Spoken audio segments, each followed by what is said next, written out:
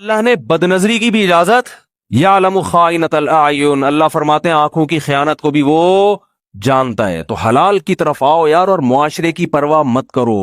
یہ معاشرہ بڑا ظالم ہے، یہ تمہیں تمہارے جائز حقوق بھی نہیں دے گا۔ یہ اپنی دیکھو، ہندو کیوں ہندو ہے؟ معاشرے کی وجہ سے۔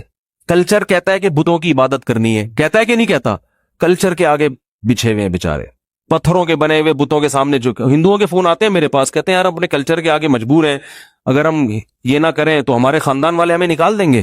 خاندان والے کیا کریں گے؟ ہمارا بائیکاٹ کریں گے۔ اب خاندان سے چھوڑ کے کہاں جائیں؟ پھر بعض کی شادی ہو گئی، بچے ہو گئے، کہہ رہے ہیں یار بیوی چھوڑ دے گی، بچے کہاں جائیں گے؟ تو کلچر کی وجہ سے انسان اتنے بڑے بڑے جرم کرتا ہے کہ پتھر کے بنے ہوئے تراشے ہوئے خداؤں کو بھی خدا ماننا شروع کر دیتا ہے۔ نہیں آ رہی بات؟ یہ کلچر بڑی خطرناک چیز ہے۔ تو کلچر کوئی بڑے جرائم بھی کلچر ہی کرواتا ہے، چھوٹے جرائم بھی کیا کرواتا ہے؟ کلچر۔ ایک صاحب میرے پاس آئے، کماتے تھے، نوجوان تھا، کہہ رہے ہیں مجھے زنا کا خطرہ ہے، میں نکاح کرنا چاہتا ہوں۔ میں نے کہا جب آپ کما بھی رہے ہو کر لو۔ کہہ رہے ہیں ابا بھی نہیں مان رہے، اماں بھی نہیں مان رہی، بھائی بھی، بہن سارے دشمن ہو جائیں گے۔ میں نے کہا کوئی مسئلہ نہیں ہے۔ کہہ رہے خاندان دشمن ہو جائے گا۔ میں نے کہا جب آپ کی اپنی جاب ہے، الگ گھر لو رینٹ پہ، نکاح کرو۔ تو کہہ رہے لوگ کیا کہیں گے؟ میں نے کہا آپ کے جب بچے پیدا ہوں گے تو آپ خود ایک لوگ بن چکے ہوگے۔ آپ کیا خیال ہے؟ جب آپ کا ایک خاندان ہوگا، بیوی بچے، تو بچے بڑے ہونے میں ٹائم تھوڑی لگتا ہے، 10-12 سال میں وہ سمجھدار ہو جاتا ہے بچہ۔ پھر میں نے کہا آپ کے 4-5 بچے ہو گئے تو آپ خود ایک کیا ہیں؟ لوگ ہیں۔ ٹھیک ہے۔ میں نے پھر اپنی مثال دی، میں نے کہا جب میں دوسری کر رہا تھا، پھر خواتین بیان سن رہی ہیں، پھر ان کو غصہ آئے گا یار یہ کیا مصیبت ہے۔ بھائی معذرت کے ساتھ سن لیں تھوڑا سا۔ تو یہ بیان میں آنا ہی چھوڑ دیا خواتین نے، 2 بالکل غائب ہو گئی تھی، اب پچھلے ہفتے سے کچھ آنا شروع ہوئی ہیں، پھر یہ ٹاپک آئے پھر ساری بھاگ جائیں گی۔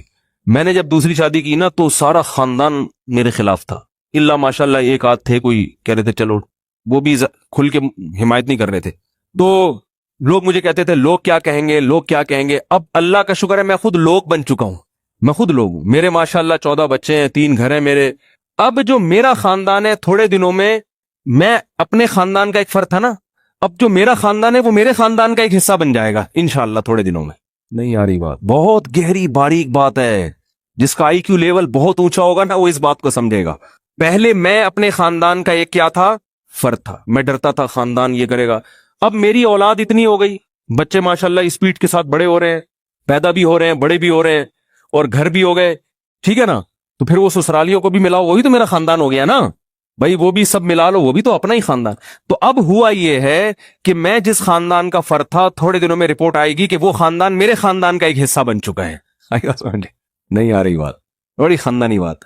تو اس لیے میرے بھائی ان رسومات میں کچھ بھی بولو، اپنا کماؤ، اپنا کھاؤ، ماں باپ کو عزت دو، احترام دو، ان سے بد کلامی مت کرو، رشتہ داری جوڑو، بھائیوں سے بہنوں سے تمیز سے بات کرو۔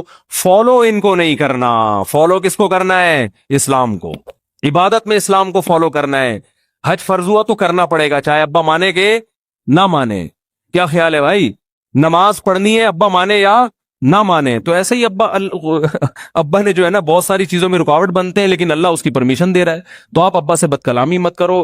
اپنے پیسوں میں سے کچھ نہ کچھ ابا کو بھی ہدیہ دیا کرو۔ ابا نے آپ کو پالا پوسے جوان کر دیا، بہت بڑا احسان ہے ان کا۔ لیکن قرآن کے صاف الفاظ ہیں کہ صاحبہما فی الدنیا معروفا، والدین سے دنیا میں اچھا سلوک کرنا ہے، لیکن فالو والدین کو نہیں کرنا۔ واتبع سبیل من اناب الی، فالو اس کو کرنا ہے جو میرے راستے پہ چل رہا ہے، جو تمہیں شریعت بتا رہا ہے۔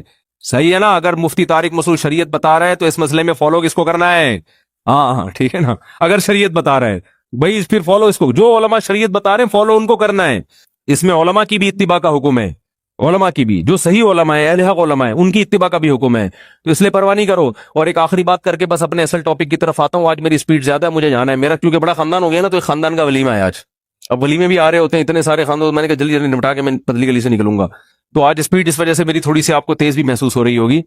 تو یہ جو کہتے ہیں نا لوگ کہ پہلی بیوی میں کیا خرابی ہے، خواتین معذرت کے ساتھ پھر جو ہے اتنی اچھی بیوی مل گئی تو دوسری کیوں کر رہے ہو، تو یہ بھی فلسفہ غلط ہے۔ قرآن کے الفاظ کے ہیں فَانكِحُوا مَا طَابَ لَكُم مِّنَ النِّسَاءِ، جو عورتیں تمہیں پسند آئیں ان میں سے 2 3 3 4 سے کرو، یعنی چاروں پسندیدہ ہونی چاہیے، ناپسند ایک بھی، کیونکہ بیوی اگر پسند کی نہیں ہے تو انسان اس کے حقوق ادا نہیں کرتا۔ پھر یہ میاں بیوی کا رشتہ محبت کا رشتہ ہوتا ہے، یہ صرف کسی کا گھر بسانا نہیں ہے، اس میں محبت ہوگی تو پھر آدمی دیکھو ویسے کسی یتیم کی کفالت کر لینا انسان، یتیم کو پالنے کے الگ فضائل ہیں، یتیم بچی کو پالنے کے بھی الگ فضائل ہیں، تو نکاح میں تو اللہ نے شرط ہی پہلی کیا لگائی ہے؟ اس سے کرو جہاں تمہیں بولتے کیوں نہیں پسند.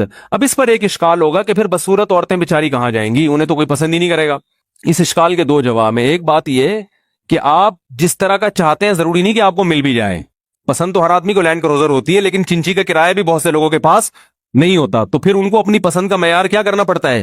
بولتے کیوں نہیں بھائی. تو پہلے شیشے میں کھڑے ہو کر اپنے نئے نقش کو دیکھیں, اپنے ڈیزائن کو دیکھیں, اس ڈیزائن کے حساب سے, کیونکہ آپ اگر کسی کو پسند کریں گے تو ضروری نہیں ہے کہ وہ بھی آپ کو پسند کرے. تو پھر آپ کو اپنی ڈیزائننگ کے اعتبار سے اپنے معیار پہ نیچے, جہاں اللہ نے بدصورت عورتیں پیدا کی ہیں تو اس سے بھی زیادہ بدصورت مرد بھی پیدا کی ہے اللہ تعالیٰ نے.